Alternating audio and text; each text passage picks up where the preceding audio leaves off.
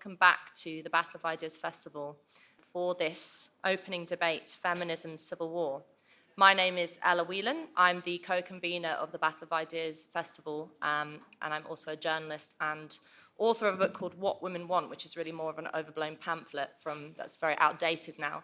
But I have been writing about, thinking about feminism for quite some time now, and always want to hold a debate about feminism at the battle, particularly this year, because and trying to pick what angle we would talk about feminism has been tricky, because I originally named this Feminism's Civil War to look at the tensions within contemporary feminist movements around gender issues, but then also thinking about it in the wake of the Me Too movement, even though that feels like a million years ago now.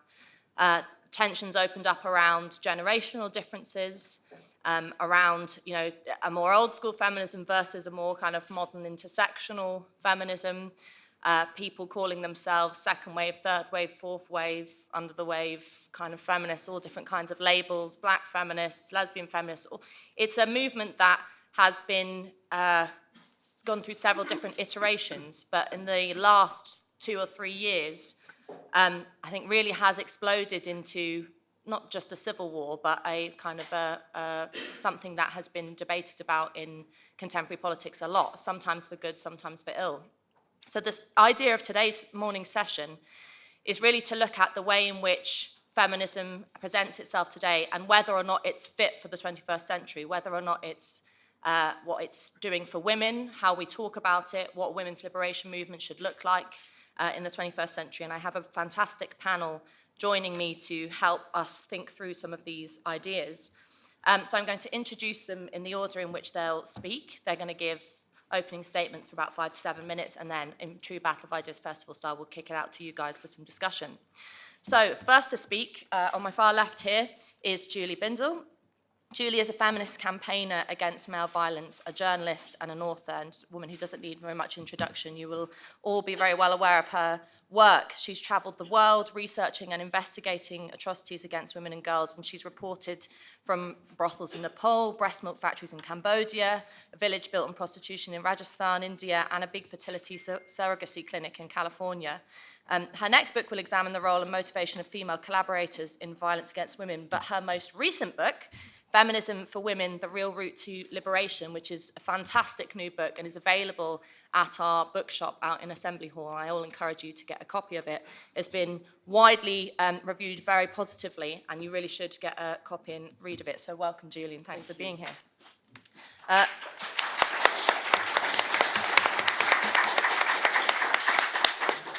Next to speak will be Belinda here on my left.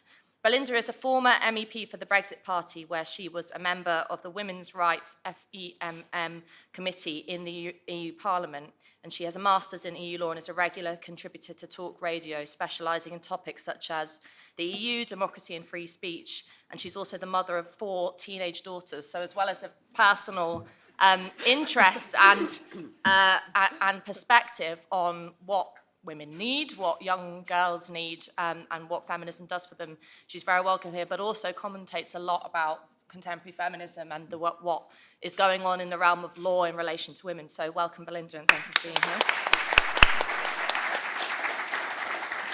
here. Next up here over on my far right is Inaya Folarin Iman. Inaya is the founder and the director of the Equiano Project, a forum to promote open dialogue on matters of race and identity. She is the Cultural and Youth Engagement Trustee for the National Portrait Gallery and helped found and deliver numerous freedom of speech initiatives, including Index on Censorships, Free Speech is for Me, the Free Speech Union, and the Free Speech Champions Project. And Inaya and I were at a young person's conference called Living Freedom a number of weeks ago, and I cornered her and asked her whether or not she would speak in relation to feminism, because so much of her work relating to free speech and identity politics I think really relates to today's topic around contemporary feminism. So we're very welcome here, and thank you very much for being here, Inaya. And last but not least, here on my right is Naomi Firsht. Naomi is a journalist with bylines at The Red Box, The Times, The Telegraph, The Independent, and Spiked. She's the co-author of the Parisians' Guide to Cafés, Bars, and Restaurants, and I've known Naomi for many, many years now, and with our work together, we've often had discussions about contemporary feminism. She's been all over the place on Sky News, on TV and radio, writing in various publications about what it means to be a woman in the 21st century, what women need in relation to women's politics, and looking at some of the issues in relation to contemporary feminism. So welcome, Naomi. Right. I have a particular view of contemporary feminism, but that I am strictly neutral this morning, and really want to reiterate the sentiment of the festival, which is free speech allowed, which means that I don't want to use the term safe space because it makes makes people tighten, but actually this is a place where you can voice any disagreement. So let's open it up and kick off the battle. So we'll start with some opening speeches. Julie, your opening thoughts. Well, there are obviously hundreds of ways to be a feminist, but most of them are wrong. And what passes for mainstream feminism today is a disgrace, and it's not feminism, it is a feminism that benefits men, which is why I called my book Feminism for Women. Because if you think about the issues that men support, that men on the left in particular, all of a sudden are very passionate about, these are issues that actually give them a little bit of a leg up in the patriarchal structures, such as reframing prostitution as sex work, slut marches where women are walking through New York City or London or wherever, protesting sexual harassment and embedded sexism within culture and within criminal law agencies, by writing slut across their naked breasts and being clapped by men. Okay, if women want to do that, good for you, sister. But why is it that men like it? And I always say that if men like a particular brand of feminism, we're doing something wrong, because it should actually make men feel uncomfortable. It should be a challenge to patriarchy, to patriarchal structures. But here's the good news. My type of feminism, which I just call feminism, I don't use radical feminism, I just call it feminism, is the most optimistic political movement on the planet. Because we don't believe that boys are born with any kind of innate aggression towards girls and women. We don't believe that rape and violence of any kind perpetrated by men on women and girls is natural or innate. We don't think that boys are programmed to harm women, to want to dominate women. So we think that change is not just possible, but inevitable when feminists look towards liberation as opposed to equality. And when feminists actually stop buying into what's known today as identity politics, but having lived through it in the 1980s in the women's movement, I'd just call it identity politics without the politics, without any politics whatsoever. Because the identity politics of today does nothing but seek to fracture solidarity between women and look at what divides us as opposed to what unites us. So an intersectional feminism, which has always been practiced from when I first became actively involved at the end of 1979 when I was 17, intersectional feminism is recognizing structural oppressions based on material reality rather than individual identities, such as being sapiosexual or polyamorous. When did you hear about somebody losing their job or being beaten up in the street for being polyamorous? It's absolutely ludicrous to suggest that women can't come together under a common cause when the one thing that unites women and girls everywhere around the world, and I would say the only thing that unites women and girls around the world, is the fear and reality of male violence. There is nothing else that unites us, but look how prevalent this is.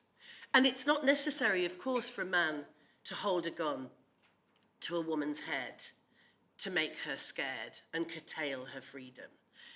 It's not necessary for all men to do this to all women, because of course we know that the majority of men do not commit acts of violence towards women, but a sizable minority do. And this seeks to keep us in a perpetual state of low level to quite extreme fear. And there isn't a woman in this room who would deny having curtailed their lives in some way or another, made choices because of the fear and reality of male violence to women and girls. And yes, of course, men also are killed, are murdered, are abused by other men. In the main, we know that this is a tool that is used to keep women in our place. And it's not a conspiracy. It's not that men get together in these kind of secret planning meetings and say, you kill that one next week, and we'll rape that one the week after. But it is about a tool that means that women understand that we are vulnerable to it, and what feminism does isn't to re-victimize women and to tell women that we are all Victorian ladies who need smelling salts if we see a penis in a changing room. Feminism seeks to liberate women and resist male violence, to reiterate the point that this is not natural or innate, and to say we are not having it. So rather than feminism being the problem for women, we are the ones, real feminists, who are not looking at the glass ceiling. I give no fucks at all about 10% less than $1 million salary, at all. What I care about are the women in the basement, the women who have the least choice, who are the worst off, who are the most oppressed. And that is what my feminism is. Women rising up from our low status and oppression and saying, this is not for me. And all that we need to do, and probably I'm going to be busy for the rest of my life, is to recognise that unless all women are liberated, then we shouldn't be interested in the most elite women saying that at least they have a choice when other women don't. Thank you.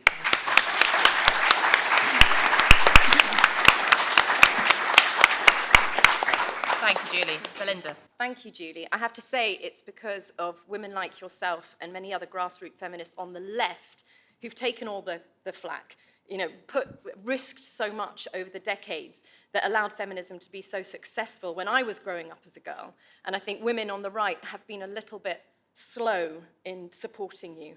And I think that needs to change. At least we're now at a crossroads where I think feminism can transcend left and right because something fundamentally has gone seriously wrong with feminism.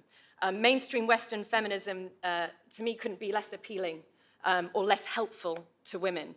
For me, feminism is about focusing, as Julie said, on the sex-based abuse of the worst off women and girls around the world. It should be universal and unconditional, not this kind of political creature it's morphed into that kind of contorts our party leaders when they're asked what a woman is.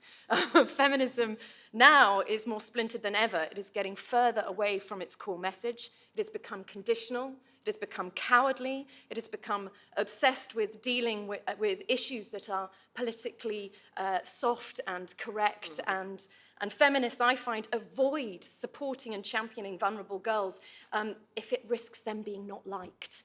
And that I found quite scary in modern feminism now.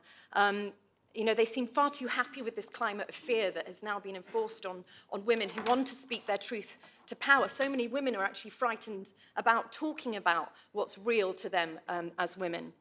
The Women's Rights Committee in the EU that I belong to seemed far more obsessed with Trump than it was about the thousands of girls that were being raped in England from north to south of the country. It's because I feel the white working class girls weren't celebrity friendly. Their cause wasn't fashionable, so feminists avoided it at all costs.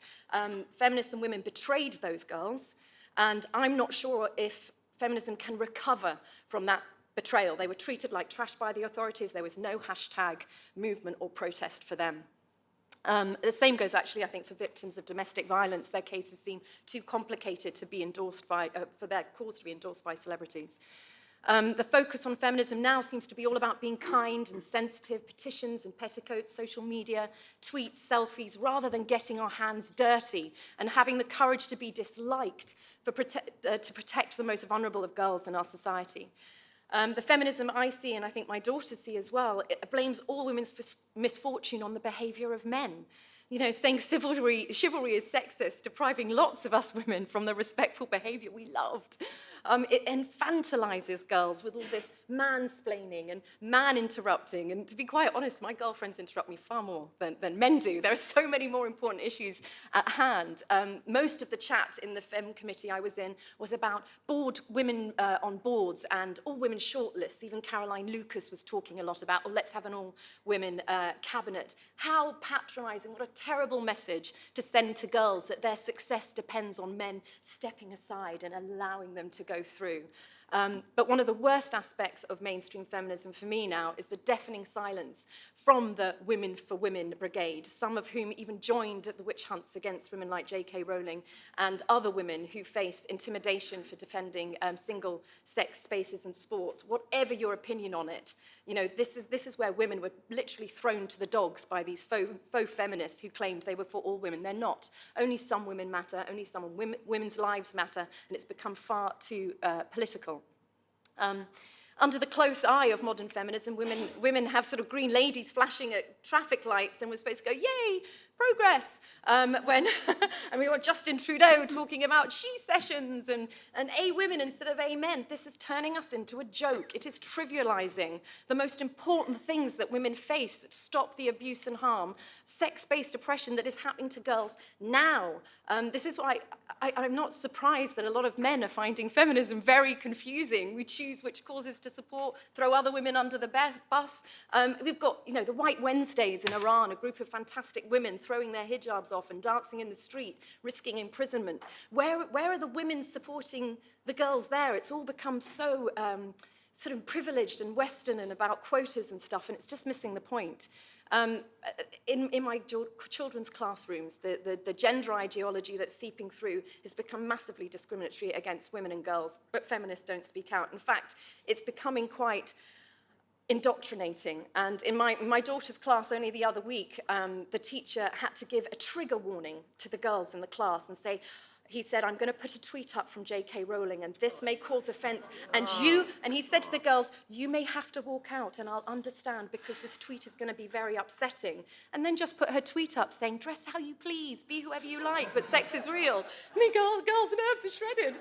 And then he handed out a pamphlet saying basically how evil TERFs were. And this is what young girls are being groomed to believe, that their female biology and the protections it sometimes requires is hateful, is some kind of violence against other people. It's very dangerous, and it's happening to our young now. People do whatever you like. We're all for everyone's happiness. But this kind of grooming of women to dislike their own female biology, at the same time, social media is saying, you know, if you're not feminine enough and female enough, you might not be a girl. Or at the same time, hardcore porn is being accessed by young boys, prepubescent boys. I've been involved in cases that see the consequences of the hours and hours of violent online porn young boys are having access to, and it's coming at the same time female loos are being taken away or being made into unisex. It doesn't make sense. Where is feminism? So all I would end on in saying is that we do need a movement desperately. It is not the mainstream feminism. I don't know what the question is if mainstream feminism is the answer. It's more along the line of Julie's feminism that I'm after, but I feel right now, sadly, it's in the minority. So that's basically how I feel. But we do need something. Thank you very much, Belinda.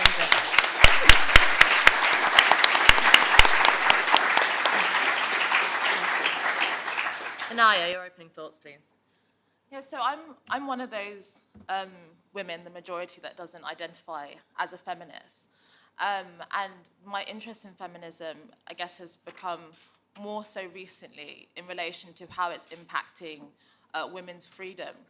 And I think that one of the reasons why feminism has become incredibly unpopular amongst women is that many of the things that is said about the way the world is doesn't really ring true to what the majority of women experience. And I also think that this kind of narrative that there is this all-encompassing kind of patriarchal system that it feeds through every aspect of women's lives, and it puts us in danger and fear every time we go out, I actually think is really part of the problem, which kind of reproduces a sense of vulnerability and victimhood in women, which can actually help encourage them to retreat from public life. And I think that many of the issues raised, I think there are kind of specific problems that require specific solutions. And so before I kind of go on to that, so in relation to women's freedom, absolutely, I think most women can resonate with this idea that you have slightly curtailed your behavior in relation to going out at night. But I think also when we do look at the statistics, it's not necessarily what is being told. So the overwhelming majority of kind of sexual violence or kind of violence against women does happen between people that women know. So this idea that, you know, when you go out, you're likely to have somebody preying on you or kidnapping you is actually incredibly rare, thankfully. And according to the Office of National Statistics, this is in long-term decline. And so actually men and women are recognizing that many these things are fundamentally a problem. And I think both men and women agree that this is a problem and want to work together to do something about it. And I think framing this kind of perpetual fear of violence from men, I think is actually very corrosive to gender relations. And I think what was really interesting about the kind of Sarah Everard case was this kind of reclaim the streets. And this was almost like a rallying cry for freedom to, we're not going to allow ourselves to be cowed. We're willing to risk danger, risk fear in order to actually really live a full public life. And I think that part of predatory behavior is dependent on this idea that, you know, women are vulnerable, women are prey. And I think that actually, you know, if women reject that idea and don't see themselves as such and see themselves as kind of fully actualized human beings capable of taking on the risks of the world, then I think that that is a really great message and much more empowering message than this very fearful message about public life, which I just don't think stacks up. And I think that actually, you know, we've kind of touched upon pornography, but I do think, whilst I do think there are excesses of, you know, pornography and imagery that is undoubtedly damaging and questionable, I think that some women do choose to do that. You know, some women do choose to be a walk-on girl or be a page-free model, and that's choices that they've made. And I think that there's this kind of failure of imagination to realize that some women do find those things empowering, do want to do those things. And I think a feminism that supports women's choices, women's freedom, is a feminism that I think really encapsulates the diversity of women and doesn't seek to see women as wanting to restrict their choices, as consistently and always fearful of predatory male behavior. And we see this in relation to how a lot of discussions about violence against women are framed. So Belinda touched upon kind of catcalling and all of these types of things. And it's seen as almost a continuum or a spectrum in relation to some of the horrendous violence that happens. And actually that's not true. There isn't this innate male predator that is just coming out when somebody catcalls, all the way to somebody committing a horrendous act of violence. And I think that actually we've got to be able to keep our definitions, be clear about what we're talking about, be clear about what we mean, and not mixing everything together. And I think that this, again, contributes to this kind of culture of fear and retreat from public life. And so in relation to specific problems that do exist, so we are seeing women's reproductive rights being rolled back, and we need to have a response to that. And I think that's something, again, not just specifically for men, specifically for women, but for women and men. There's still issues in relation to childcare. You know, one of the things I have been really interested in, and I think that feminists could really benefit from talking about, is potentially women being paid to do childcare, and that is something that could balance up. So I do think that there are specific problems that require specific solutions that don't require us to think of ourselves as this consistently oppressed, victimized sex class. I think women have just as much in common, if not more so in common, with the guy that they might live with than this kind of imaginary, kind of unified single experience of women. And so I think ultimately the problem with feminism today is that it seeks to undermine women's freedom, seeks to undermine women's choices, and make concrete a view of women that we are kind of vulnerable and victimized. And I argue that feminism would be much more powerful if it saw women as agentic, as willing to take risks, willing to, you know, embrace danger and all of the complexities that life has to offer, because we are fully formed, fully fledged human beings. Thank you very much.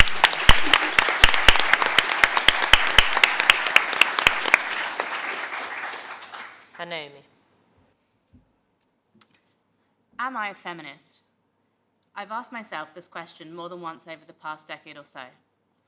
As a student, I thought, yes, of course, it sounded cool and important, and it often annoyed particularly irritating men, so it definitely seemed like the fashionable option for the time. As I entered the working world, there were certainly times when I encountered inappropriate behaviour, which wouldn't have happened to me if I were a man. I didn't like it, but did that make me a feminist? A few years later, when I moved to London, the question arose for me again, as a myriad of supposedly feminist campaigns and Twitter storms hit the headlines. Cast your minds back to 2015. The company Protein World put up posters across tube stations of a skinny, bikini-clad woman alongside the tagline, "Are you Beachbody ready?" And there seemed to be a collective meltdown. Across social media, women and women's groups got really angry about a protein supplement ad, accusing it of body shaming. Consequently, the posters were removed. To me, this seemed ridiculous and counterintuitive. Did we want the world to think that women could get so upset by a photo of a thin woman that we needed it removed from the public sphere? Was this today's feminism, heightened sensibilities about the merely superficial? In another news story, the fictional children's character Fireman Sam was accused of sexism by the London Fire Brigade for using the outdated language of fireman, and consequently preventing women from becoming firefighters. The London Fire Brigade brought out the big guns for this one and tweeted a picture of firefighter Barbie in support of their cause. But beyond the ridiculous, there have also been constant suggestions that women be treated as perpetual victims, the mooting of women-only train carriages, or being able to report men to the police for wolf whistling. On the back of all of this, and the fact that I really, really didn't care what Emma Watson had to say about anything, I could only conclude that no, I was not a feminist. But that isn't the whole story, and while a number of recent feminist campaigns have me rolling my eyes, there's also been a lot to get angry about. For a small but noisy group of transgender activists, the battle for trans rights must apparently come at the expense of women's rights. So now you risk being labelled a TERF, a trans-exclusionary radical feminist, if you voice concerns over male-bodied people who say they identify as women coming into women-only spaces. It's scary how much influence this particular activist lobby has. The very word woman is under threat. Public health campaigns have been adapted, reducing women to their biology once again. We have become menstruators, people with a cervix, or pregnant people, ignoring how dangerous this could be for women looking to access essential health services, but unable to get past this manufactured language. When even the word woman becomes akin to a swear word, you have to ask yourself, what is the end goal here? Why must women be erased to make space for transgender people? And why isn't it happening to men? I became a mother last year, and suddenly a whole new world of inequality has opened itself up to me. Pregnant women are constantly infantilized in this country. We're given a strict set of rules as to what we can and can't eat and drink for 9 months, yet not offered much explanation as to why. Recently, the World Health Organization even advised governments to prevent any women of childbearing age from drinking alcohol, just in case, not even women trying to get pregnant. How can it be considered permissible in 2021 for a state to try and control a woman's body? Meanwhile, maternity services are substandard. At the height of COVID madness, pregnant women like me had to fight for the most basic face-to-face checkups, and some women were forced to endure childbirth without the support of their partners. This is inhumane. Today, with a 1-year-old and back to work after maternity leave, for the first time in my professional life, I find myself on an unequal footing as I do my childcare calculations and realise there is no difference to me financially whether I have a job or not. I keep working simply to keep my foot in the door, but it is particularly demoralising to think your entire salary will only just cover your childcare. We have the 3rd highest childcare costs in the world, and for the majority of families, it still falls to the mother to adapt their work because of this, cutting down on hours or even stopping work for a while. Politicians pretend they're serious about equality for women in the workplace by wearing patronising "this is what a feminist looks like" t-shirts and paying lip service.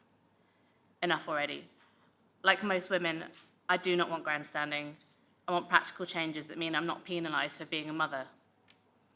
So at the end of the day, and despite all of the annoyances within today's feminism, there are still important fights to be fought, and so I suppose begrudgingly, I am a feminist, but I won't buy the t-shirt.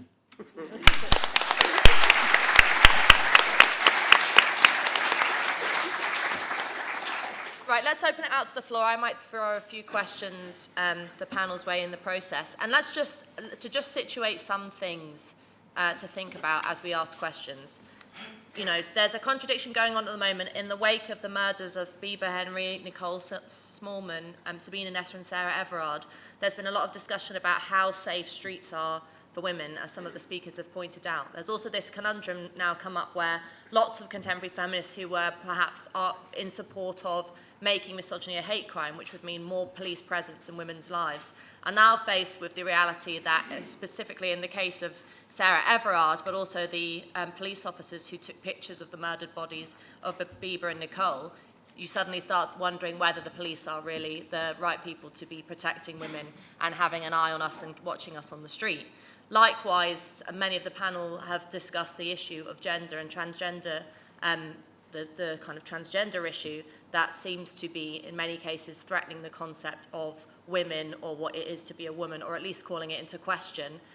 You have people who have for a long time been arguing, and you know, myself included in this, that women are more than just the kind of material reality of what our bodies are. And then suddenly you have a group of people who come on and start saying that actually that's irrelevant, has nothing to do with it, and that the material realities of our bodies can be transcended. And as Naomi mentioned, we're really just, as one group called us, bodies with vaginas. And then suddenly I start thinking that actually my periods and my breasts might mean something to what it means to be a woman. So there's a lot of, that we can take this really anywhere, is what I'm saying. Let's see where it goes. Feel free to ask any questions and make comments. So let's see some hands. Thanks. I wanted to say a big thank you to Julie for reintroducing the concept of liberation and liberation from material conditions back into the discussion, because I think it is so important that we think about what the material barriers to women are. I think it's important to put childcare on the agenda. It's the last remaining demand of the women's liberation movement from the 70s that hasn't been addressed, and I think it has particular urgency today because of the caring responsibilities that we will have with an ageing population towards our parents, which we don't choose to have. You can choose not to have children, but you can't choose not to have parents to care for, and it will be very often women who are pragmatically put in the position of doing that. And the question that I wanted to ask, which I wrestle with, is whether, with the orientation that we have now towards identity politics, or as you correctly say, just identity, whether it's something we did to ourselves in the 1980s when we started to talk about the personal being political and allowed that to shape what feminism became. So panel's views on that. Thank you very much. So I was sold this spectacle, right? And I come here, like, learning about the grooming gangs, like, that really shocked me to the point that, like, I cannot stop thinking about it on a daily basis. And I'm saying this because, as I say, I was expecting that, like, it was, like, from the outside, you know, like, it gives the spectacle of the country, like, being very transparent, like, be able to address things in the moment. And so thank you for, like, mentioning this. You're a hero. And also I want to say that, like, we cannot get mad at people like Tommy Robinson because he's like the symptom, not the cause. And we have created this monster of this bad guy by ignoring the issue for like 30 years as a society. And yeah. Thank you. Okay, lovely. This one. Thank you. I think increasingly women on both the political left and the political right do share your view, Julie, and pitch this idea that what unites all women everywhere is fear of male violence. But I actually think that's a really hugely problematic statement to make, because I think not only does it have a very degraded view of both men and women inherent in it, but increasingly I think it creates this kind of existential problem without a solution, because it's a statement which doesn't necessarily stand up to statistical scrutiny, because of course whenever a woman makes it home successfully and quite safely at the end of the evening, you know, that's not a news story. Nobody comes out and says, you know what, I went out, I had a really great time, I wasn't murdered, I wasn't raped, I just got home, thank you very much, everything was absolutely fine. And the fear becomes an internalized fear. It becomes a psychological fear. And, you know, you can see even just in news reports this morning where various solutions have been pitched to this problem that's now being raised about women being too scared to walk the streets alone at night, you know, that we should have these telephone numbers, 888, that we can dial. And every problem like that, every solution like that, you know, we're then told, you know, that's not the solution we're looking for. Women should just feel safe. Well, yeah, of course women should just feel safe, but the more we tell women that they are in danger, that they are scared, you can't legislate for safety, I guess is what I'm trying to say. You can't have any laws in operation that are going to make women have this existential sense of feeling safe to walk the streets alone at night. Women only feel safe by telling them that it is safe, not by telling them that there are problems and that we're going to create these solutions to them. Thank you. I mean, yeah, I was listening to the radio on my way up to the festival yesterday, and the head, some big guy in BT, is boasting about the fact that he's making this app, or wants to make this app, that will allow you, your family or your friends, to track you on a night out. It's like my teenage self's worst nightmare. You do not want your parents knowing where you are when you're 17, 18, 19 going out. But let's delve into this, you know, very real conundrum, which is that even if it isn't statistically the case that women are likely to, that what happened to Sarah Everard or Sabina Nessa is likely to happen to you, what happens when that, I don't want to call it fake fear, but what happens when that perhaps manufactured fear that isn't, you know, based in reality becomes a reality? I mean, I have women at university age who are telling me that they're terrified of being raped on campus. On campus, one of the safest places you can be on a university campus. And I don't think all of them are bullshitting. I think lots of them actually really genuinely do feel that fear, and how do we deal with that? So if there is this push to deconstruct or to reanalyze what is a woman, what constitutes a woman, then it seems to me that feminism, as it's conceived and as it is understood, has no reason to exist because there are no women per se.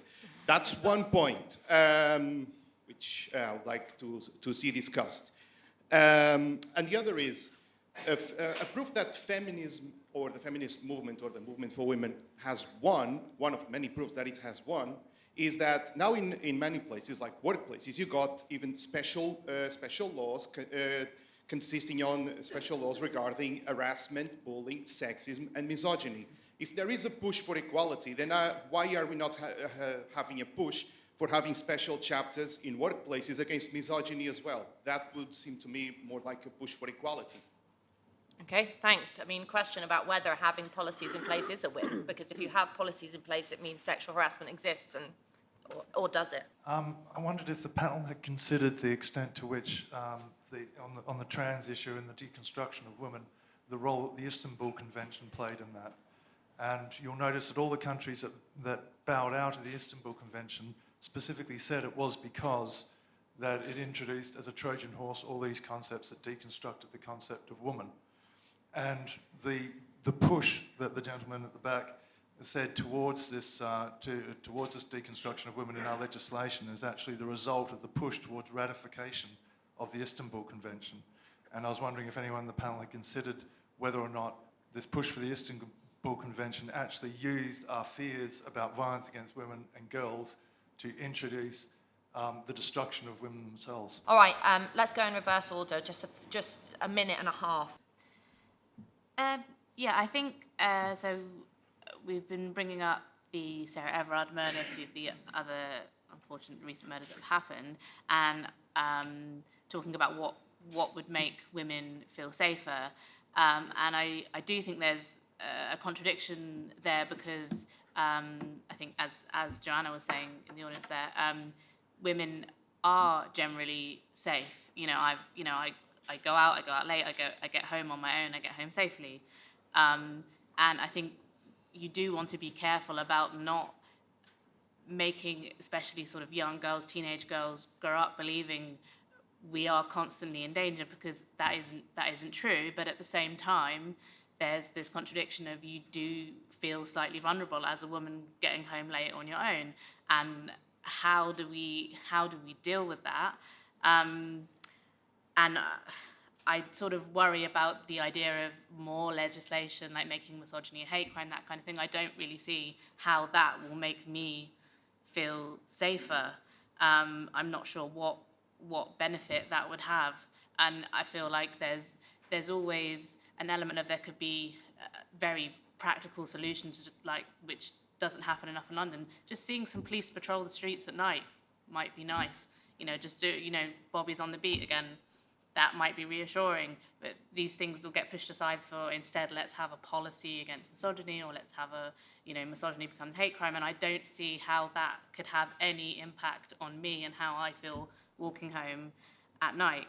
And then this idea as well of bringing policies into the workplace, have a policy against misogyny. Well, I'm sorry, but I would assume that a workplace should not be a misogynist environment. Why do you need a policy against it? We have laws against discrimination and for equality in the workplace, and those are the tools you need to use if obviously sexism does occur or misogyny might occur in the workplace. I just hate this idea that women constantly need extra legislation, extra help just to get along, when I don't think that's the solution. I think the solution is, if something bad happens, you make a lot of noise about it and you stand up for yourself, and that in turn will hopefully encourage other women to also voice their concerns and show young women that we are powerful people with agency, and that is how we overcome these issues. Great, thanks. Inaya? Yeah, I think to touch upon the personal as political, I think we see that now with the politicization of all aspects of public life. And what that means is, in order to get your issue at the top of the agenda, you have to frame it in a very existential way. So we hear that, there's a pandemic of racism, there's time up when it comes to the environment. And then feminists have to then, think that there's a pandemic of misogyny and sexism in order for it to be taken seriously. And so everything is framed in this very existential crisis, to which there's then no differentiation between issues, and therefore, I think understandably many young women then think that, the comment that someone said at university, or, a night out that didn't go the way that they perhaps wanted it to, is the exact same thing, or on the same spectrum as a horrendous incident of sexual violence. So I think the existential framing does a lot of damage. But I also think it means that we lose perspective. Yes, there are still issues, but the idea that, the lives of our mothers or our grandmothers was in some way the same as the ones that we're living, I just don't think is true. I think things have genuinely progressed significantly for women. One of the things that I mentioned talking about this a few days ago was in relation to the gender pay gap. What's really fascinating is that for women under 40, particularly, there's almost no gender pay gap between men and women for under 40. So there's huge progress happening, but this existential framing enables us to both lose perspective, exaggerate the problem, and make no differentiation between issues. And then just touching upon the point about the kind of grooming gangs, I do think the hypocrisy is hugely stark. So, for example, those girls were not considered the kind of ideal woman, and so nobody wanted to speak up for them. But we also see that in relation to kind of female empowerment, in relation to different ethnic minority communities, Muslim communities, oftentimes we don't speak up for those women who are experiencing challenges and issues because it's not convenient, it's not politically correct. And so there's both hypocrisy but huge exaggeration, which I think ends up meaning we don't really solve any issue whatsoever. Brilliant, thank you. Belinda? I would definitely pick up on the whole misogyny becoming a hate crime thing. I have grave concerns over that, and more legislation for women. If I thought it would help those most in need now, I'd be all for it. But I don't think it's going to help conviction rates. I also worry that sexist jokes and boorish behaviour that women see from men and men can see from women. Women are quite capable of dealing with that sort of thing ourselves. We are adults. We can say, it's enough of your chat, mate, jog on. We don't have to call the police because we think someone's being misogynistic to us. And I do think there has been this culture of fear for girls, that they're incapable of fighting back and incapable of saying to a man who's touching them up on a tube, take your hands off me now, and humiliate him. Women don't do that enough. We're conditioned to kind of like grin and bear it until the next stop and then just get off. And I don't want my girls growing up like that. My girls have to grow up with massive agency. And if they are safe to do so, because there are many times women aren't safe to fight back and they have to comply, but where women are safe to do so, they jolly well take on men and their bad behaviour. And I think if women started to do that more, there'd be less fear that men getting things slightly wrong nowadays are suddenly going to have, you know, a phone call from the police. I think hate crime, for whatever it is very dangerous because someone has to decide what misogyny is, someone has to decide what hate is. And it has been proven that since the hate crimes have been reported, far less convictions. It's just taking police time, and the police need to be on the beat, you know, walking the streets and knocking on the doors of women who are getting beaten up.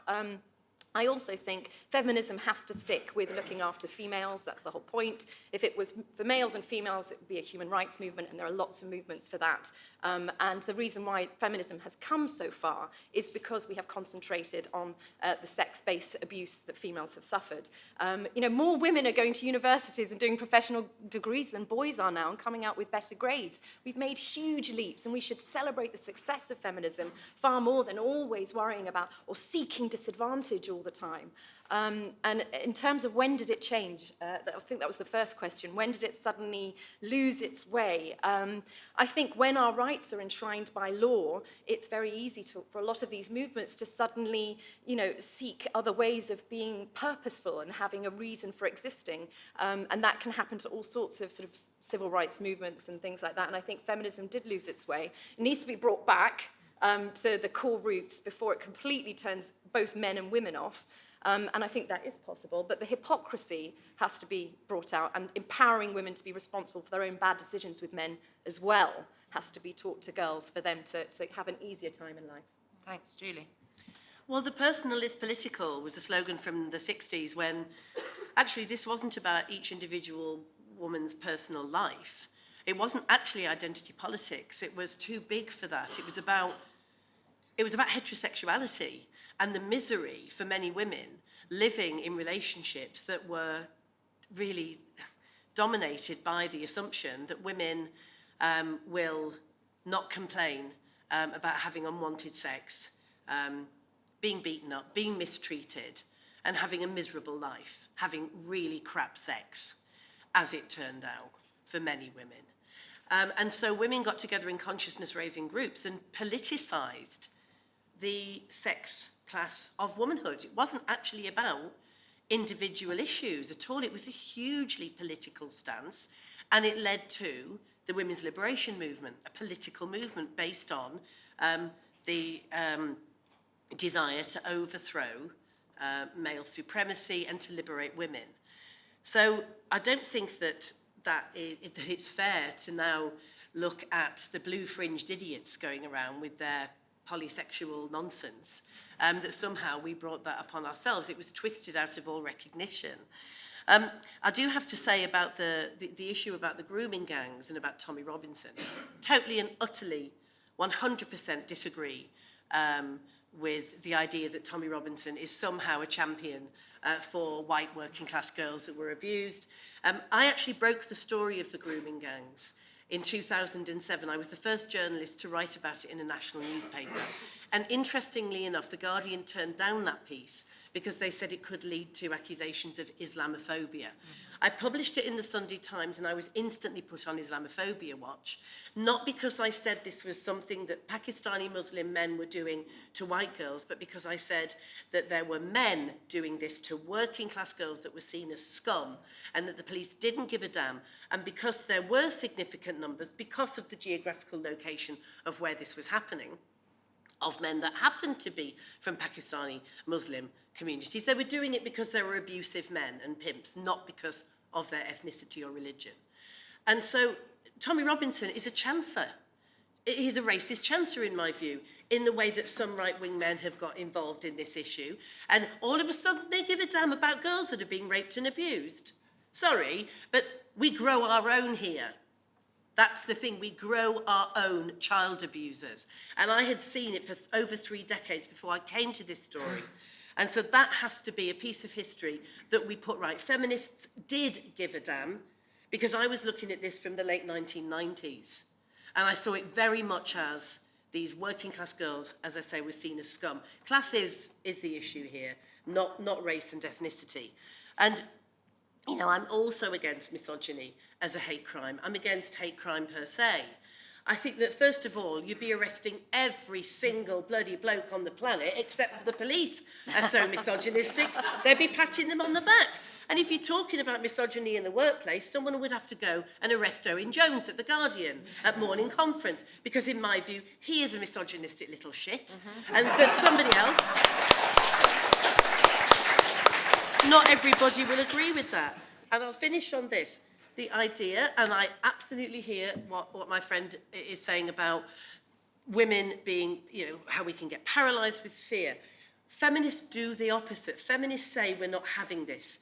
The Sarah Everard murder has come after 6 decades of feminist campaigning about male violence, which primarily takes place in the home. The morgues do not lie. 3 women every week die at the hands of violent partners, ex-partners. The morgues tell us the story. Women are being murdered. Women are being raped. Femicide has always existed.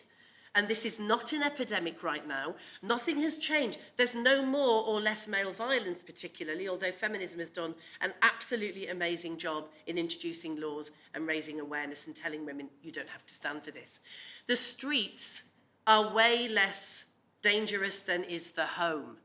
And what we said when Peter Sutcliffe, the so-called Yorkshire Ripper, was killing women in West Yorkshire and elsewhere, back in the late 70s and early 80s, which is how I got into feminism, we said we're not having this, we're not being curfewed, we're not staying at home, we will march the streets, and that's when we organised Reclaim the Night marches. Sarah Everard, as tragic as that murder is one of many, but this is not reflective of where male violence and abuse takes place. It's mainly in the home.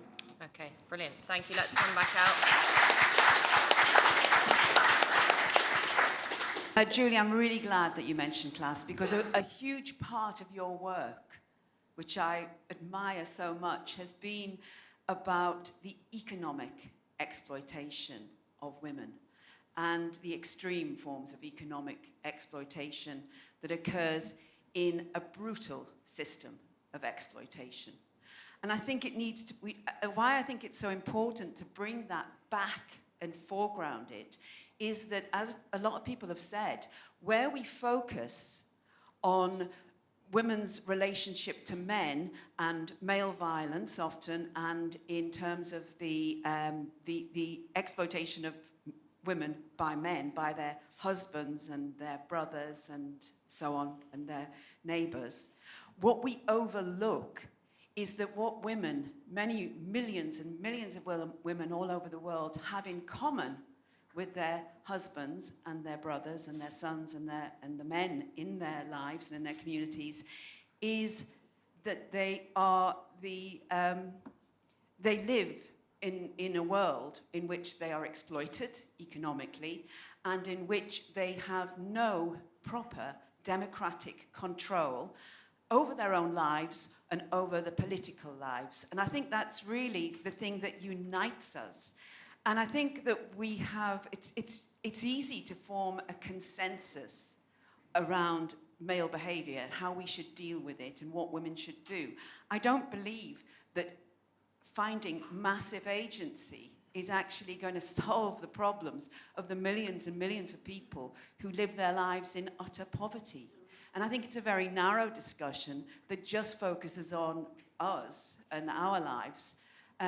In this society, there are millions of women who live in utter poverty, and they are, degraded in a system that exploits and degrades human beings. And I think that's where the coziness of the consensus that there's no left and right in this anymore. And really, it's just about how we all, as women, come together to deal with either overcoming our fear of men or pushing back against it, does, I think, open the door to the culture wars. And it's created a huge blind spot about the really important material conditions of people's lives. And those are the things that unite people. Thank you very much. The microphone here. Okay. The violent men that perpetrate domestic abuse seem similar to to the violent men involved in street and gang violence against men. This is a question directed to Julie. Should feminism take more interest in the male victims of violent men to help reduce violence against women? Thank you. Okay, so loads of really, really excellent points have been raised about sex-based violence and about class especially, because I think that's something that really does get overlooked a lot in the feminism discussion. But I'm going to say something that hasn't, I think a lot of people on the panel will probably disagree with, which is that I believe that women's rights and trans rights are not necessarily completely opposing issues and can't be worked out together. And I believe in something called gender abolitionism, which is that basically the end goal of feminism should be to get rid of gender full stop. Because the problem is a lot of what causes this sex-based violence is the fact that I feel as though a lot of men, cis men, whatever you want to say, see me as, a pair of tits. And a lot of gender is basically the idea that women are shy and submissive and sexual, and that's all that we're good for. And for and to get rid of that idea is what I believe to be true liberation. But at the same time, I think that can also be a very powerful tool for trans liberation as well. Because the more that trans people don't have to prove that they're real women or real men, then the more free that everyone can be in society. But I want to know what your real idea of liberation is. Thank you. I just wanted to pick up on something I think Belinda had said, which is sort of the issue of maybe where the attention lies within feminism. So I think I always think of it as activism having sort of limited resources, right? Like you can't focus on every issue all at once. There's only so much funding to go around. There's so much media attention to go around. And in a way, I think we're still talking about a lot of the things that in some sense have already been dealt with. So for example, in the Everard case, there was no one that I heard in society making the argument that it was her fault for being out at night, right? Like everyone sided against her murderer and with her and saying she is the one who is right. She did not do anything wrong. Like he's the pig, right? So in some sense, I feel as if that's almost a settled issue. Similarly, talking about workplace harassment. When I was younger, I experienced harassment at the hands of an older male manager at work. I reported it. It was swiftly dealt with. I was kept on. He was let go. And I found that, in some sense, the system sided with me. Like, I won that battle. And so, in some sense, to me, there's not that much left to do in that regard. And also, I'm an educated professional woman. Like, I know how to fight for myself. So if feminism, is looking for issues to deal with, I think focusing on, lack of education for young women and girls in strictly religious communities, like, again, domestic violence, like rape and abuse in the home of young girls, like those kinds of things are more important because, those girls can't necessarily speak for themselves, so their voices need to be amplified. People like me, I can find a stage if I want one, so, yeah. Okay, thank you. Yep. Given that women's lives have been so massively transformed for the better, certainly in my lifetime, and also given the statistics that we've heard that actually violence against women, isn't any higher. In fact, it's probably, I would say, far lower than when I was a young woman. Then the sort of emphasis in the discussion and in public debate right now about male violence against women and abuse does seem to me to be remarkable in that it isn't any worse. And something I think that we should consider in the public discussion is that we've just come out of 18 months of the biggest artificial panic where people were isolated in their homes, being told that they were going to die every single day or they were going to kill somebody else. And I think that really has affected the public discussion and the sort of sense of vulnerability and fear that people feel. Because it doesn't seem to take much these days to literally have a moral panic about everything. And so I think that is influencing this discussion, and it's kind of warping it. I do not feel united with women on the question of, being afraid. I do not feel afraid. I go to work, I go out, I see friends. I do not routinely feel afraid. There's been one encounter in the last 30 years on a bus where a woman was being abused by a man, and at that point in time, I felt afraid because I decided to intervene. But it's like 1 in 20 years. So what I feel, what unites me with other people is a political outlook that supports freedom. So when I see people on the tube not wearing a mask, I feel reassured because I sort of think like, oh, they are kind of asserting their agency and their freedom, and they're not going along with this panic that we're all about to die. Those are the people. When I don't look at women and go, she's on my side. I look at people not wearing masks, and I think, there are other sane people in this world, be they men or women. Hi, thanks very much. Can I just say particular thanks to Inaya and Naomi? I thought so many of their points, which I would agree with, were very eruditely and eloquently put. Julie, with regards to, you said that feminism should be about liberation rather than equality, and I was just wondering if you could expand on what the difference is between the two. If you're not aiming for equality, does that mean that you think that women should be in competition with men? And you said that you don't think men are inherently evil. That's something that's wonderful to hear, especially since I'm aware that you have expressed a desire to put them in camps before. Do you recognise male issues? You said that feminism should be for women. So what should men do? Should they have their own movement that is in competition with feminism? Because equality for one naturally is equality for the other by default. And you said that you think that feminism should make men uncomfortable, but if men are not inherently evil, why would the liberation of their mothers, their sisters, their daughters, their wives, why would that make the average man inherently uncomfortable? And just as a final point, you said what unifies women in your perspective, the only thing that unifies women is the violence that men exert upon them to keep them in submission.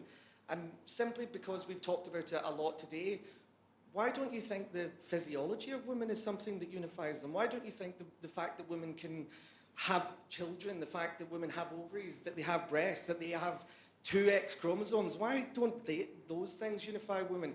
I simply think that to suggest that women are unified by the actions of men is misogynistic. Okay. We'll take one more and come back to the panel. Well, yes, I'd just like to make a very, very brief point, more an observation. I've been working in the IT industry for a very, very long time, and a friend of mine has been working with a small team developing systems that are now commonly used in newspaper websites and a lot of websites where they track the emotional valence of particular stories. So we're living in a very, very different industry now where people's attention is the main driver of the business that they actually manage to get. And the people who are running newspapers and websites know exactly how much fear they're injecting into the public domain with all of the stories that are targeted towards women to drive a sense of fear because they know it gets clicks. We hear very few people talking and acknowledging that really in a very strange way we're living in a culture of fear. 20 years ago you had to make a choice about what magazine that you were going to buy because you had to put your hand in your pocket. Now it's virtually free and we're being sold fear constantly. And I think women unfortunately are being targeted more and more and more by that. Okay, thank you. Right, let's throw it back to the panel. I mean, this is a question I've been tussling with, which is one of the panelists mentioned that there have been attacks on women's reproductive rights over the actually during the pandemic with heartbeat bills in Texas, but also discussions around rolling back abortion law, even here in this country with challenges on the basis of discrimination against disabled people, trying to roll back some of the provisions for abortion services in the UK. And tied up in the in the idea of why there should be limited abortion services or why women shouldn't be able to make free choices when it comes to accessing abortion or indeed contraception, is the idea that women can't necessarily be trusted, that we have to have some level of intervention, either from doctors or from politics or from the law or from some kind of spotty clerk in a pharmacy telling us, we have to give them the results of what happened last night before we get the morning after pill, is this idea that women can't be trusted, that they need some kind of either protection or intervention. And is that linked to a growing sense of fear? Is that linked to or is the liberation of that hampered by the idea that women need to be afraid and protective, which often comes from, I suppose, what some people in the audience have talked about as a culture of fear or a policy of fear within some contemporary feminists that say you have to live at a heightened state of not trusting yourself and not trusting your own sensibilities and your own decisions. How do those two work out with each other? And anything else, you feel free to ignore that and pick up on anything just for a minute or two. Julie? Well, lots of questions from our friend over here who probably asked me about 8 questions. I'll address one of them. Equality versus liberation. Equality means that you have to have a default position. So all this nonsense that Emma Watson talks about, everyone has to be equal, but to whom? So clearly we're talking about women being equal to men, which means that we accept the status quo, we ask for a seat at the table, we disrupt nothing at all. Liberation feminism is about smashing the table to smithereens and saying we're starting again, we're not having this. By the way, I have to comment about the camps thing. So this rumour has gone around for some time that I want to put all men in a Nazi concentration camp. Isn't it interesting how it went from me actually joking in an interview about until men sort themselves out and stop causing us inconvenience by raping and killing us, we should actually lock them all up in a Butlins type place where they can have quad bikes, they can have white vans, they can have bicycles if they're Dutch, and they can be monitored by female wardens until they've sorted themselves out. Their wives and mothers can go and visit or take them out for the day like you would a library book. But they're back in until they behave themselves. That clearly, they say feminists have no sense of humour. Guys, really? You leap from that to a Nazi concentration camp?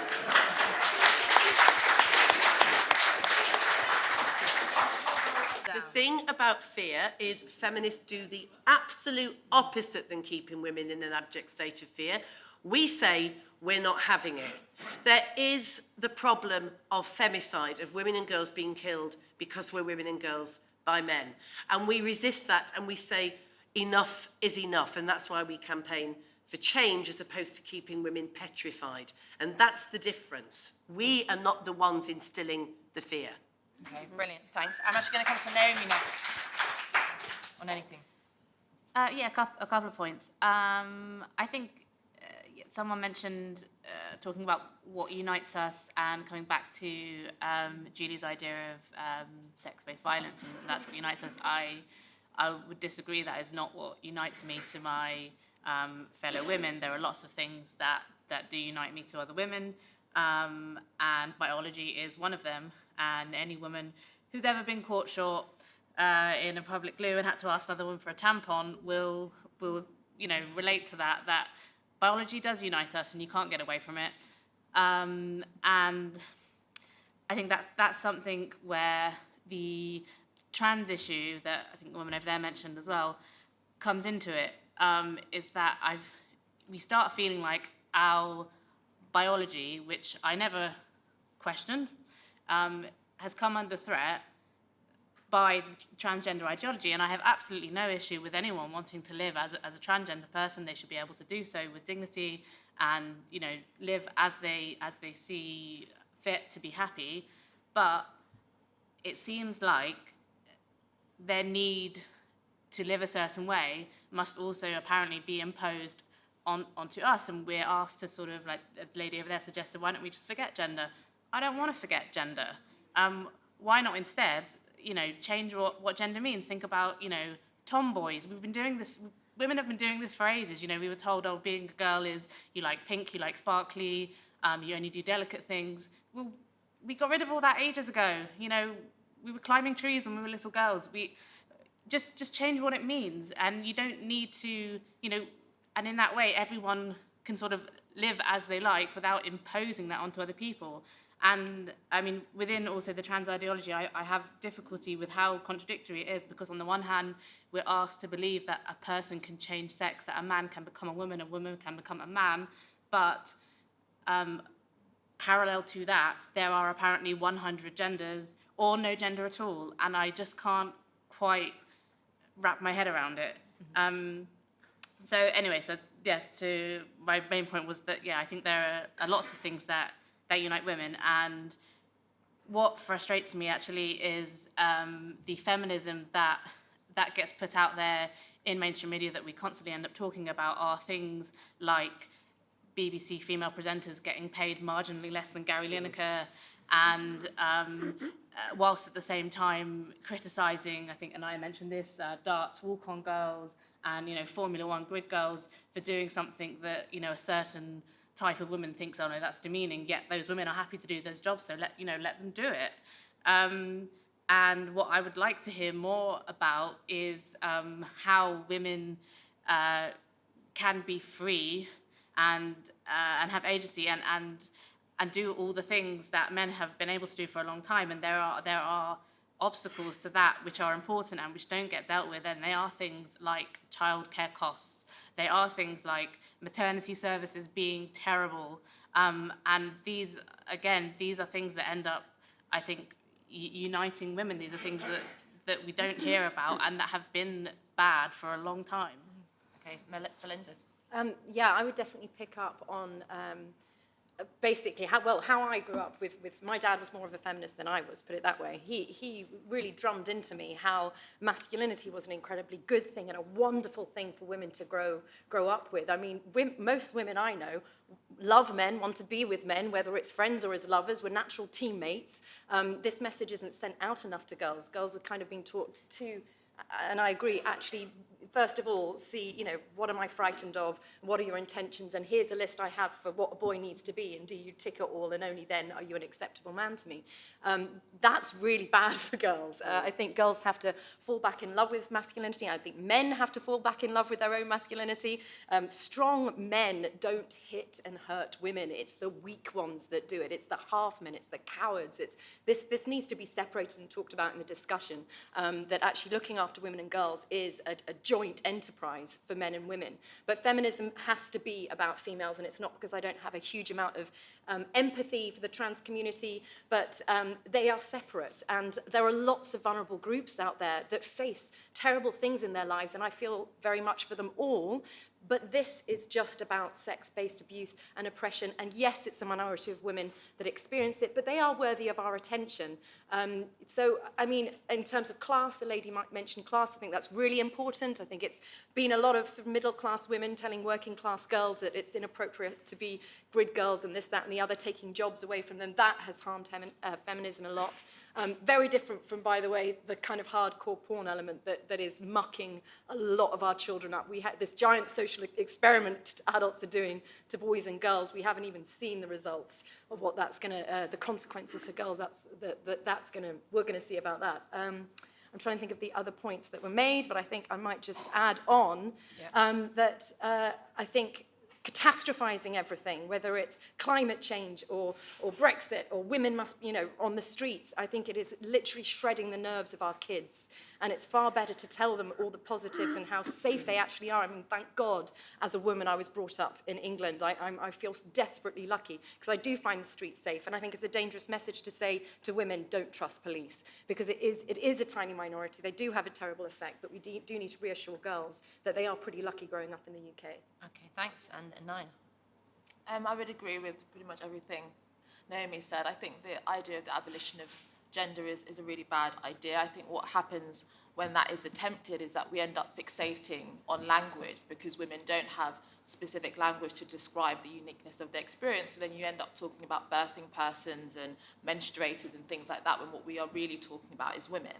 And I think that women are not united on male violence, but I do think women are united in relation to their physiology. And I think actually if we do talk about the material experience of being a woman, then we can actually talk about those material issues such as childcare and reproductive rights that we've not been able to talk about because we're not consistent in terms of what we're actually talking about. And so I would agree that actually harmful elements of gender can be changed. So, for example, black women were never considered, fragile and dainty. They were conceived of capable of doing any kind of work and actually very masculine. And that has been something that has been eroded because we've, realised that's quite harmful. So I don't think the idea is to abolish gender, because I do think it is culturally and socially influenced, but I do think a lot of it has got roots in physiology. And I think that any kind of movement actually has to be grounded in some kind of material reality. And I think part of the problem with a lot of contemporary activism in many different ways is it's all about my truth, my narrative, when actually it's got to be rooted in what reality is actually happening. Okay, great. Let's throw it out. I mean, how about this for a question? There's two sides to this, which I think we've been bouncing backwards and forwards. There's the extreme things of violence, rape, and murder of women as a question, and then there's the other side or the other end of the spectrum, if it is indeed on a spectrum. That's the question, of things that mostly take up I hope my husband's not in the audience anyway, but mostly take up my day, which is me being pissed off that I'm the one that remembers to put the socks in the washing machine. Or if that when women have kids, that they're the chief nose wipers and the people who duck out of their office meeting or at their job to go pick up the kid to take them to a doctor's appointment. The kind of low level stuff that seems to be expected to be my job as a woman, and is that kind of underlying thing, which actually takes up. I'm spend less time being freaked out on the streets and more time being pissed off in the kitchen, and so what is that linked? We lots of people talk about a spectrum of male violence and sexism, usually talking about the fact that you jump from a wolf whistle to rape and murder, and people have called that into question. But is there something going on that's linked between the way in which women are expected to act in the world and the expectations that are put upon them, and then what happens with, as Julie coined it, the kind of sizable minority of men who commit violence, or are these separate things? So yeah, regarding violence, regarding male violence, I think that the problem with women that are victims of violence is not the likelihood of violence to happen, because men are actually way more likely statistically to be victim of violence crime than women. I think the problem is that women are actually less prone to be able to defend themselves. So my first question is, to what extent the legalization of force multipliers like pepper sprays and CCW, concealed carry, pistols, and so on and so forth, weapons, can actually help women defend themselves. Hi there. Me and my colleagues have come here today from the University of Sussex, and as I'm sure a few of you know... I'm sorry for you. I'm sorry. Thank you. I accept your condolences. Kathleen Stock, one of our professors, has been coming under fire recently for her views on what a woman is. So if you ask people who are critical of Kathleen Stock what their definition of a woman is, they will say a woman is anyone who identifies as a woman. So my question to the panel would be, is there a problem with this definition? If so, what is it? And what are your general thoughts concerning the Kathleen Stock situation? Thank you. Well, the official festival position is solidarity with Kathleen Stock for her appalling behaviour against her at the University of Sussex. She was due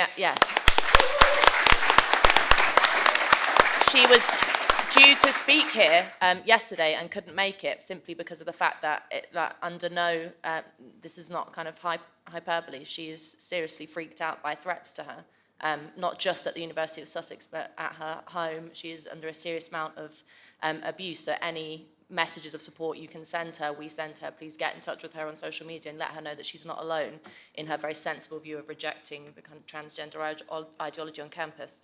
I came into this discussion thinking that I was going to agree with a lot of what you were saying, and I do to a large extent. I don't think misogyny should be a hate crime. However, over the last year, every night I go out with my friends, I have the battle of I'm okay to walk home by myself. Every time, 15 minutes at the end of the evening, don't worry about me, I'm fine, I can walk home by myself.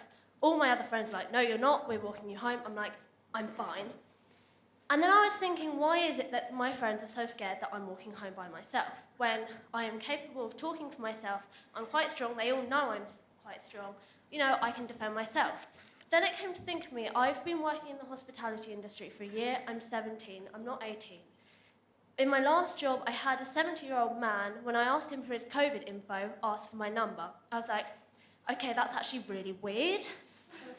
And then working at a restaurant which is dominated by men, all of the women are able to stand up for themselves, but the entire time, bearing in mind some of us are under 18, we have been pretended to be in, like they want us to be in relationships with these 30-year-old men, and actually it is quite vile.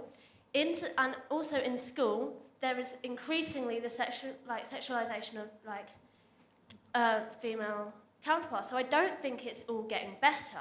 I don't think misogyny should be a hate crime. But at the same time, there is becoming this really, really lack of respect for women in everyday life. So I just want to know what you think about empowering women, but also recognizing the fundamental issue in the way they're represented. Thank you very much. Right. So male violence, who are these small minority of men committing these violence? That would be the question that I would be asking. I mean, my personal opinion is they are going to be psychopaths, they are going to be malignant narcissists, as a rule. The prison population, these people, and really should we not be finding out how to best spot psychopaths, best to spot malignant narcissists? Okay, great. Slightly difficult when they're in police officers' uniform. Yeah, go ahead. I just wanted to say thank you. You're 17 and I'm 31, and I know that, being raped or being attacked on the street is pretty rare, thankfully. But the reason that I'm scared, being older than you and all of my female friends around my age and younger than me, is because we are constantly harassed. We are constantly harassed. I've worked in hospitality and retail and academia, and it's everywhere. It's unwanted groping, it's unwanted catcalls, shouting, and even though almost all of those incidences don't lead to anything physical, don't lead to any official assaults or attacks, thank goodness, we've all got stories of being touched without our permission or being, remarked at in a derogatory way, and that, in my opinion, I can only speak for myself, is what makes me afraid and uncomfortable walking home at night. I know I'm probably not going to get raped, I know I'm probably not going to get attacked, but if I'm walking home in a quiet road and I see anyone else on that road, I think back to the countless times where I've experienced some sort of harassment, and that's what makes me scared. Okay, thank you. I just want to make a quick point about safety on the streets. On a Saturday night, if you go to any town in the country, you'll see plenty of violence, male on male violence. You don't see much male on female violence, and a lot of it goes unreported. And as it's usually in a particular age group, 18 to 24. So once you get beyond that, you don't see a lot of it. But if I'm on my own and I'm travelling home on the tube or whatever, then I am conscious of the possibility of violence. And it's not restricted to women. As I say, late at night, big groups of lads, ball drunk, the chances of the violence being perpetrated on another man is huge. And I think it's naive to not think that there is a risk of violence and to not prepare yourself in those circumstances, to not put yourself at risk. As a young man myself, I got kicked unconscious outside an illegal drinking club at 3 o'clock in the morning. But, and putting myself in that position put me at risk, and I knew that, and that's part of the thrill of going there. But what I'm saying is, I think, but just as we can overstate the risks of violence, we can also underprepare, especially, nice middle-class kids are underprepared for the risks that they don't realise they are taking. So I just throw that out there. Thank you. Okay. I'm sorry, this is going to have to be the last contribution.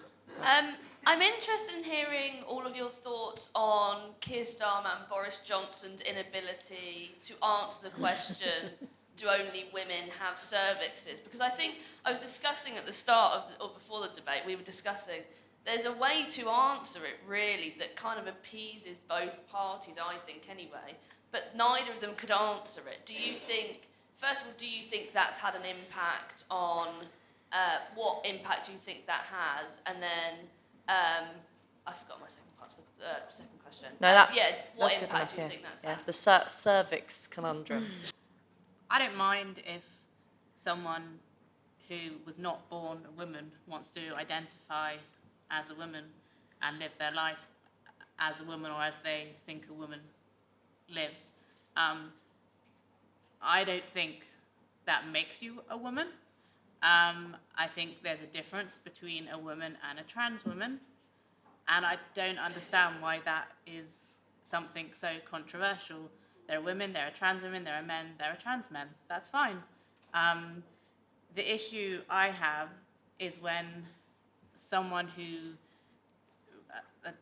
a trans woman or someone wants to tell me why their identity then means my identity is something different. So to be told that I am now a cis woman, I'm not a cis woman, I'm a woman. And I won't have language imposed onto me. And I don't even think it's really a question of feminism, if I'm completely honest. It's about truth and reality and being able to state facts.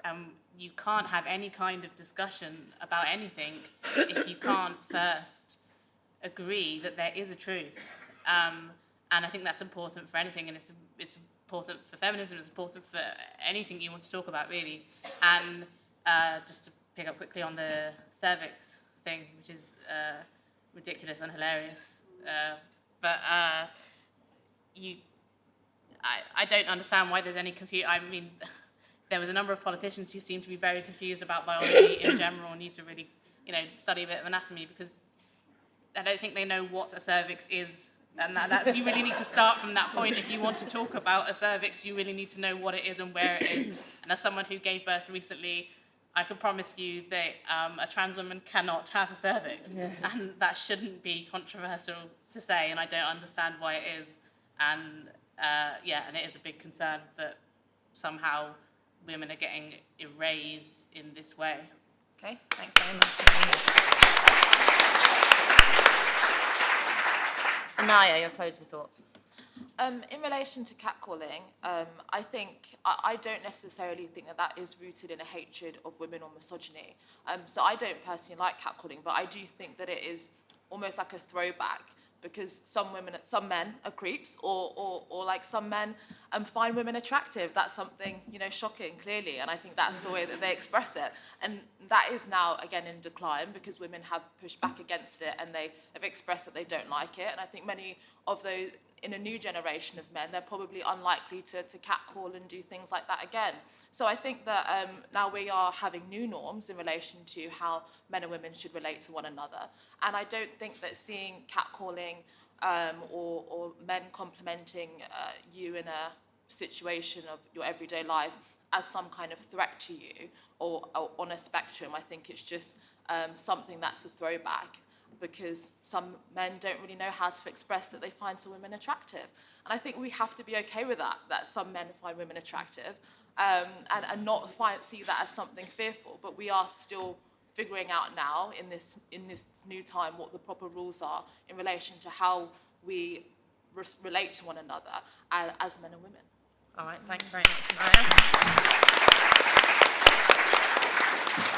Belinda. Well, yeah, I've absolutely found myself in situations where I felt completely frightened and hated being groped and touched up and all these things, especially at work in the 90s, when I went and complained to my boss that I was being stalked and groped and all the rest of it. Really sweet guy, quite a lefty, nice, woke guy, if you like, and he would just lean back and he was like, "Oh, don't be so silly, Belinda, he just fancies you, give him a break."